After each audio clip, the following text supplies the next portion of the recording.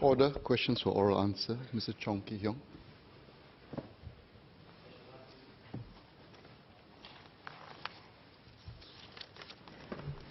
Mr. Speaker, the Ministry of Manpower recently started collecting Would you data. like to take the two questions together? Oh yes, Mr. Speaker. I'll take the two questions together. Yes, please. Mr. Speaker, the Ministry of Manpower recently started collecting data on the employment outcomes of persons with disabilities through our annual comprehensive labour force survey with data available from 2018 onwards. Among PWDs in the working ages of 15 to 64, the resident employment rate was 28.6%. Another 4.2% of PWDs in this age range were without a job and actively looking for one, translating to a resident unemployment rate of 12.9%. The remaining two-thirds of PWDs aged 15 to 64 were outside of the labour force, with most of them citing poor health or disability as the main reason. The member also asked for a breakdown of employment rates by age bands. The resident employment rates for PWDs were 27.6% for those aged 15 to 39, 37.8% for those aged between 40 to 49, 26.1% for those aged between 50 to 64, and 5.9% for those aged 65 and above. The sectors employing the most resident PWDs are community, social and personal services, food services, administrative and support services, and manufacturing, which together account for more than half of PWD employment. Besides Mr. Chong, Dr. Intan had also filed a question for the next sitting on the effectiveness of government schemes in helping companies or employers to hire adults with disabilities. In particular, she cited the Special Employment Credit, Open Door Program, and Workfare. And I'd like to take this opportunity to address Dr. Intan's questions as well. To enable more PWDs of working age to be active in the labour force, the government provides support in several ways. In 2012, MOM extended SEC to employers that hire Singaporeans with disabilities of all ages earning up to $4,000 per month. SEC provides an automatic wage offset of up to 16% of the employee's monthly income for PWDs aged below 67 and up to 22% for PWDs aged 67 and over. Last year, more than 5,700 employers hiring over 8,600 Singaporeans with disabilities benefited from the SEC. Now, this number has increased from 2012, when SEC was paid to around 3,200 employers hiring about 5,000 Singaporeans with disabilities. So employers and PWDs can tap on the employment support services and programs under the Adapt and Grow initiative. This includes the ODP and Career Trial, and the ODP, which is administered by the SG Enable, with funding support from Workforce Singapore, provides job placement and job support services for PWDs and their employers. And they also get grants for training and job redesign. The ODP training grant provides a subsidy of up to 90% of course fees to support the training of PWDs and their co-workers. The ODP job redesign grant provides employers with funding of up to 90% of job redesign costs, kept at $20,000 per employee with disability, to help integrate PWDs at the workplace. Some employers and PWDs may have reservations about job fit and the suitability of the work environment. And to address these concerns, Career Trial provides an opportunity for job seekers and employers to try out each other and assess job fit during a trial. During the trial, which can be up to 3 months, job seekers receive a training allowance from the government.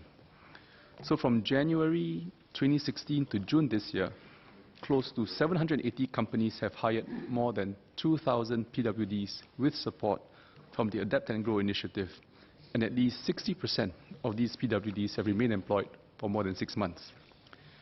Finally, the Workfare Income Supplement, or WIS, and Workfare Training Support, or WTS, were extended to low-wage PWDs of all ages in 2012 and 2017, respectively.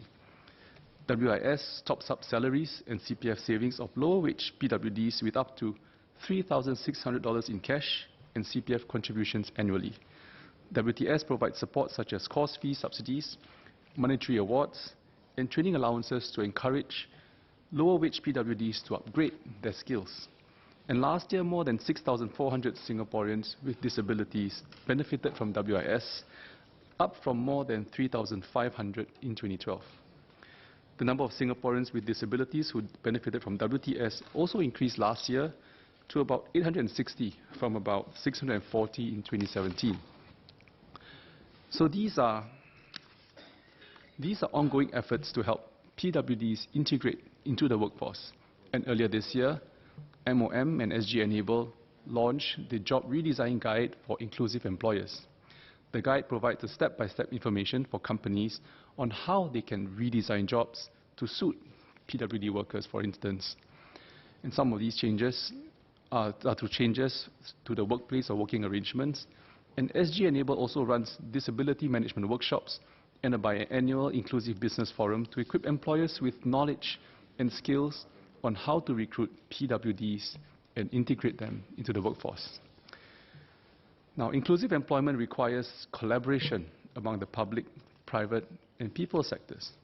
In March this year, the Ministry of Social and Family Development, MSF, announced the formation of a new work group under the Third Enabling Master Plan to look at preparing PWDs for the future economy by enhancing access to lifelong learning opportunities and employment pathways. The work group is co-chaired by Minister of State for Social and Family Development, Member Sam Tan, and Mayor Denise Phua.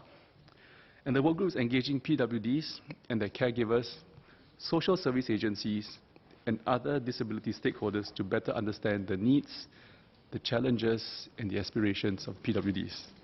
The work group aims to release the recommendations early next year.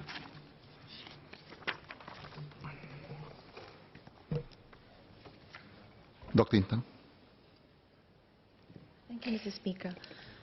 Thank you, Minister of State, for sharing the data regarding employment of persons with disabilities. I just have two supplementary questions.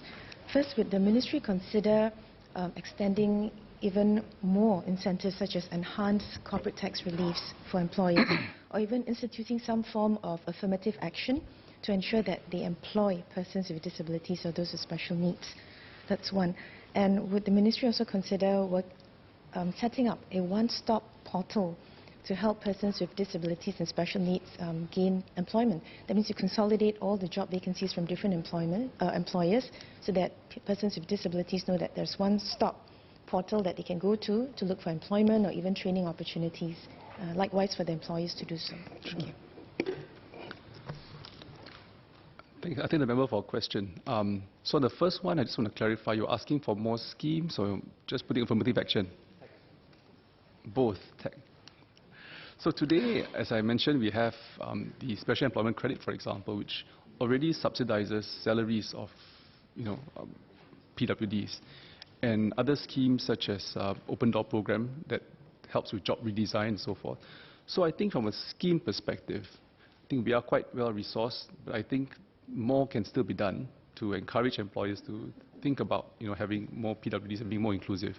And that's a work that we are working quite closely with both MSF as well as even MOE for SPED schools to see how we can make pathways more available, and that's an area in which the new work group, as I mentioned earlier, would be looking into. So I think it's a bit premature to talk about what are upcoming policies that we need to shape, but clearly I think we can do better in terms of employment outcomes, and one area that we can look at. On your second question, with regards to a one-stop portal, that's something we can study. Today we have a sort of like a jobs bank that Workforce Singapore already has, and SG Enable today enables the employment of PWDs, and that's one area we could potentially study. And let me speak to the work group as well to consider suggestions. Thank you. Mr. Chong Ki Hyong. Zaqy, for the reply. It was reported that just 5 in 100 people here with disabilities have jobs. So could MOS please shed some light on the difference in the numbers that you have just cited versus what was reported in the papers? Okay, I thank the member for his question. So I had cited that the employment rate today between the age of 15 to 64 was 28.6%, which is different from the 5% that was cited by ST in 2017. And this was erroneous because the incorrect data was derived by ST using different sources of publicly available data. And back then, we haven't done our comprehensive labor force survey for PWDs, so therefore, understandably, they had patched together some data from different sources. So, for example, for the number of employed PWDs, ST had used a number reported by MSF in a PQ reply, which is a composite of PWDs in the private sector who were eligible for the SEC, as well as PWDs in the public service. So you patch that together. And this is an underestimate, as SEC does not cover PWDs who are earning above $4,000 a month. At the same time, there were also others who were not registered with SG Enable, so you missed out certain numbers. And for the total number of PWDs in our population, ST applied the estimated prevalence rate from a NCSS survey of 2,000 persons. Now, this is different from what we have for our comprehensive labor survey, comprehensive labor force survey, which covers about 100,000+ persons from 33,000 households. So it's a lot more accurate view of what the population is. And given the small sample survey, there is a lower statistical confidence in the estimate number of the true prevalence rate. So a small difference in the estimated and true prevalence rate will result in a significant numerical difference in the derived PWD population. At the same time, I think if you look at the benchmarks we use globally, we typically use ages between 15 and 64, whereas in ST's position, they took some numbers that included those above 65. And above 65, you would find a higher prevalence of disability because not just because of conditions which you were born with, but also because of old age. So you have deterioration of health, you have stroke and other conditions that also add up to disability. So typically for employment rates, we look at 15 to 64. And so therefore, I think if you look at some of these composites that were put together, there's a difference in the numbers that came out. So we've now used the comprehensive labor force survey, which is more comprehensive. Last year was the first year we did it, so it's the first time we're doing it. And of course, in future, the numbers should get more accurate as we have more years to compare and benchmark with. So thank you. Ms. Anthea Ong. Thank you, Mr. Speaker. Thank you, MOS. I have two questions, if you don't mind. The first one is, we have tracked the number of differently abled people who are employed. Do we know how long these employed people are in their employment? Because my personal experience is that I almost get a request for employment every other day at Hush. Of course, this is coming from the deaf community. And so I'm wondering if, as much as they are employed, how long do they actually stay in employment? Second question is, do we have any plans to commit to a national target? I want to qualify, I'm not asking for employment quota for employers, but I'm asking if we as a country is committing to a national target in terms of inclusive employment, particularly for people with disabilities. Thank you.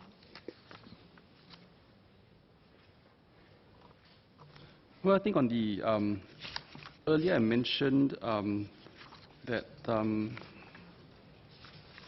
second. Yes. So for those at least that we tracked through, that came through our Adapt and Grow initiative, about 60% remain in employment for more than 6 months.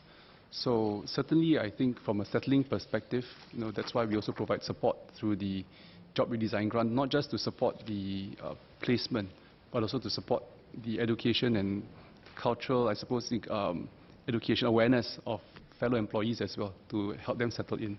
But at the same time as well, I think it's a lot of work as well, having spoken to members from the workers from the SG Enable and other NGOs or VWOs who are doing this, that there is quite a lot of work to do as well to help our PWDs settle into some of the workplaces as well. So they may not be easily settled in, but I think we can do better.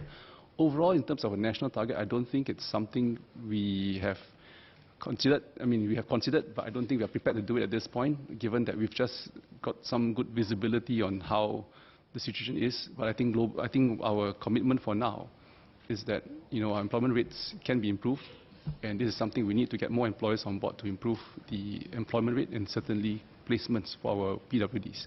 So I hope that, through greater awareness, through members like Anthea and fellow other VWOs around, certainly we can do better to bring employers on board, create awareness, and help our PWDs to be more gainfully employed. Thank you.